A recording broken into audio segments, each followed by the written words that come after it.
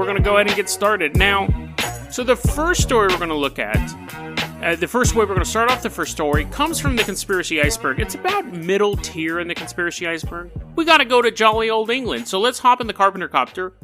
Let's fire it up. That's me hitting switches. I always think it's amazing, like, when you look at a helicopter in real life, you just see, like, the circle, because the rotors are, but when you film a helicopter, sometimes the rotors look like they're moving real slow. It's kind of weird looking. But anyway, so we're in the Carpenter copter. We're flying over England right now. Now, it's funny, because I always refer to England as like it's just one big city, but that's because I don't know any better. England is a city. Is England the country or the city? Oh, London's the city. Anyways, I don't know what city this takes place in, so we're just going to hover over England until we see a proper young gentleman go to retrieve his mail. This jolly old chap, his name is Trevor Silverwood. He's actually a member of parliament, so he's pretty high up in the government, the equivalent of the U.S. Senate. So Trevor is out, sipping his tea, he's wiping little crumpet crumbs off of his tie. He's a very dapper man. And he goes to his mailbox. We see him retrieve a letter. We're looking overhead. He doesn't look up. He doesn't hear the incredibly noisy and loud helicopter above him, but he gets a letter. He looks at it, and we just see him kind of slump as he opens it up. He knows what the letter's going to say. It's always a little crazy. It's always a little weird. And it is always correct. From 1969 to 1979, Trevor Silverwood would get letters delivered to him. He'd open it up, and it would say, "Hey, Trevor, you had a great day yesterday, didn't you? I saw you walking down the street in your gray pea coat, your black shoes. You seemed like you were a man on a mission. Hope you had fun.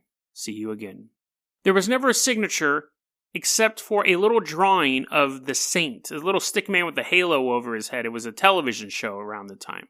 Trevor Silverwood would get letters explaining what he wore the previous day, or in the past, because some of the letters take a while to get there. But they would explain like what he was wearing, what he was doing, who he was with. These letters were postmarked from all over the world. He'd get a letter from India saying, "Nice shoes the other day. Look like you polished them. Look like you were really trying to set some sort of fashion trend, Mr. Silverwood." And, of course, after the first couple letters, he ends up getting the police involved. They can never figure it out. What they think was someone was spying on him in England, and then they would mail the letter to an accomplice in another country who would then mail it back. Sometimes the letters came from his neighborhood. Not all the letters came from foreign countries. But they can never track down who it was. Now, this story was first told in this book called Truly Bizarre, which was published in 1979, and they were stating he was still receiving the letters at the time the book was being published. And this has always been kind of a quirky conspiracy. And there was a forum where they were talking about the strange letters. That's what it's known as, the strange letters, and that's how it's listed on the Conspiracy Theory Iceberg. There was a forum talking about how crazy it was that no one could ever figure it out. And in 2011, someone claiming to be Trevor Silverwood's son went onto the forum. Because, you Google your dad, you Google your name. It's not bizarre to think that this guy would find it. And he said the story was absolutely true as well. He said that the story was true. My father did get these letters. He saved them, actually. He saved them, and he told us a story about it. And eventually they did peter out. People on the forum asked him, "Can you take photos of the letters?" And he's like, no, I don't feel comfortable doing that. So, may have been a LARP, may have truly been his son, but the stories were reported. And the police were involved in all these things, and it is a true story. Now, that's that for that conspiracy. But it's a lead into a topic that is kind of a mainstay of conspiracy theory, and that's the thing called gangstalking. Now, let me give you a brief overview of gangstalking. Gangstalking is not a police investigation. Gangstalking is not you owe money to the mob and they're coming after you. Gangstalking is not you're the witness of a crime and a street gang's getting you. Gangstalking is this bizarre conspiracy belief. So there are TIs, which are considered, not the rapper, there are TIs which are considered targeted individuals. And these people, who are otherwise completely normal in the world, are being stalked by some sort of shadowy government or Illuminati-esque organization. So if you are a targeted individual, you would walk outside, and let's say that if you saw... Okay, let me put it this way. If I walked outside my house and every day there was a Pacific Power van outside my house, the first thing I'm going to think is they must be having problems with the power lines. But after 3 or 4 days, my personal thing is I'm going to think there's feds in there. They're investigating someone, possibly me. There's cops in that van. But it's going to take a while for me to come to that conclusion. If you start seeing black SUVs with tinted windows driving through your street at the same time of night, I'm going to think that's some sort of drug running operation. That's not what we're talking about.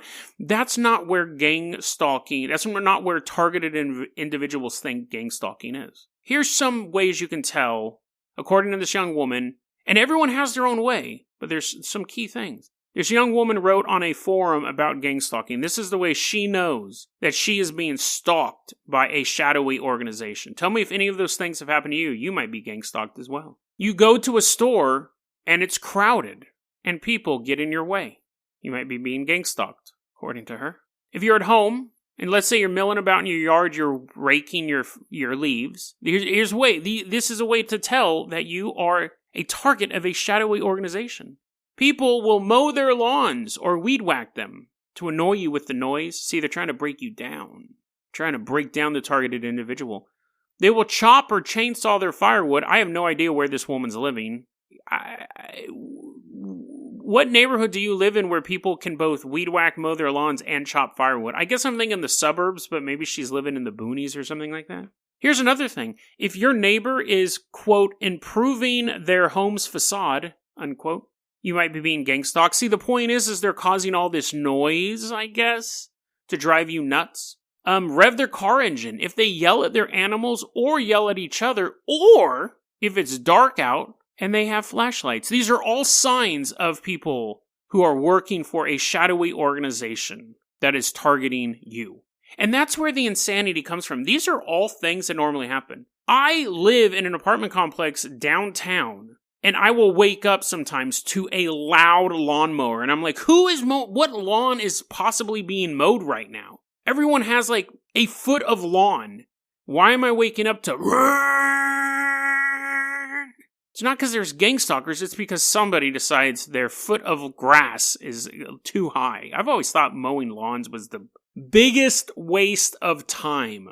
I honestly think that mowing lawns is a conspiracy. I think that everyone was fine with their lawns until someone invented a lawnmower and then marketed it saying your lawn is gross. Just like no one had a problem with body odor until deodorant was made, and then everyone was told that body odor was gross. I think it's the same thing with lawnmowers. I do not think that people need to mow their lawns. You can weed it, fine. But actually mowing a lawn, I think it is the industrial lawnmower complex. I do not believe that mowing the lawn is needed at all. No one ever thought about it until a lawnmower was invented. Anyways, that's my rant. So, that's according to this woman. So that's the level of paranoia we're talking about. There's a famous video, a gang stalking video, of a woman walking up to a mailman and jumping into, not like she, you know how in America, mail vans have like an open door that the mail person can get in and out? She basically forces her camera through the door and says, "Quit following me." And the guy's like, "What?" She's like, "Quit following me." Because she sees him all the time because he's delivering the mail. She thinks that she's being stalked by him. This woman writes a letter to her. Imagine you get this letter from a family member. I'm not going to yell it even though it's in all caps. But you get this letter from this is your strange letter you get for the day. The same people who leave wet baby wipes in my car and leave dead tissue-wrapped spiders in my toilet. What? So she's thinking these gang stalkers are leaving... Oh, I don't know how she's getting wet baby napkins in her car or wrapped spiders in her toilet. But I don't think it's the government. And I don't think it's some shadowy organization. But she does. Why? Why would they do that? Okay, and loosen my doorknobs and dresser pulls. I'm glad she basically lives in Kevin McAllister's house. Her whole house is basically booby-trapped at this point. The same people who change my porch light, that's kind of nice. Your porch light burns out and the government secretly changes it for you.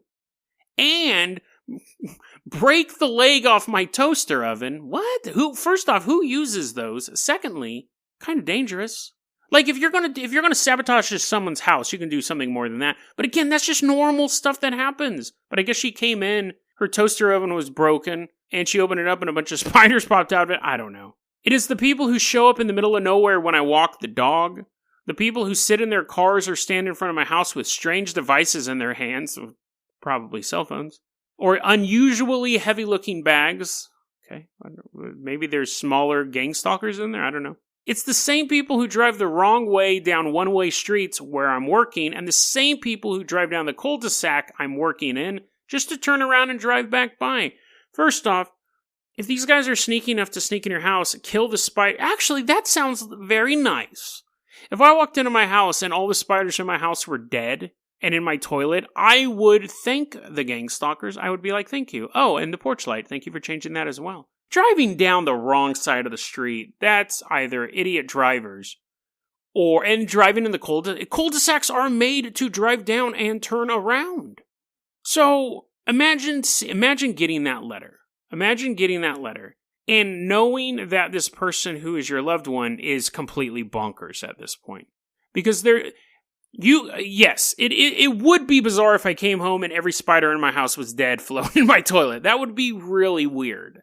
And I would think someone must have broken into my house. But then I would be more concerned if someone broke into my house and was installing like listening devices and things like that. Not killing my bugs. What on here is unhelpful? Yes, leave wet baby wipes in my car. That's pretty gross. And loosening my doorknobs and dresser pulls, that's actually kind of funny. Like, that's something that I would do to my friend. But this is just a little small window into how, and it's kind of sad. I'm making fun of it, but it's kind of sad because this is how targeted individuals live their entire life. Really. And this is probably one of the fastest growing conspiracy theories that I've seen in my time, probably in the past 10 years. I've seen gang stalking explode in popularity. I think it makes the victim feel important. It makes the victim feel like they have a bit of control because they have this hidden knowledge. They can see the patterns no one else can. But the reason why it's exploding is because the internet. It used to just be one paranoid person on one street who would come home, find a McDonald's wrapper laying by their car, and think, I don't need a McDonald's. How did this wrapper get next to my car? A spy must have put it here. And they would just be like, oh, that's Crazy Archie. Crazy Archie living in the streets, always running around talking about doorknobs and dead spiders. But now Crazy Archie can go online and meet people from all over the world who are finding these inconsequential clues, and they're building their own delusional web. Massive amounts of people believe they are targeted individuals. This, to me, is a bigger threat than people who believe in flat Earth. 100%. People can have all the sorts of loony scientific conspiracy theories that they want. This one, someone believes in flat Earth, it doesn't matter. They still go to work, and it's not a big deal. They pay their taxes, they go out, have a good time, they have friends, stuff like that. They just have one wacky conspiracy theory. People who believe in this believe that the world is their enemy, and they may see you as their enemy as well. We'll go a little bit more into gang stalking in a future episode, because I have found people who are dedicated to taking the fight to the gang stalkers. We've had at least one mass shooting connected to gang stalking already. This is a serious problem. It's only going to get worse, because people are always going to find dead spiders. People are always going to find busted light bulbs. People are always going to find McDonald's wrappers by their car. And it's just a matter of time before these people en masse start really feeling like they only have one way out of this situation. That was a clip from our daily podcast, Dead Rabbit Radio. Dead Rabbit Radio is available anywhere that you listen to podcasts. It's daily paranormal, conspiracy, and true crime news. If you want to hear the full episode that this clip came from, check the link below. Please like and subscribe. And hit that little bell, too. That does some magical stuff. Thanks, guys.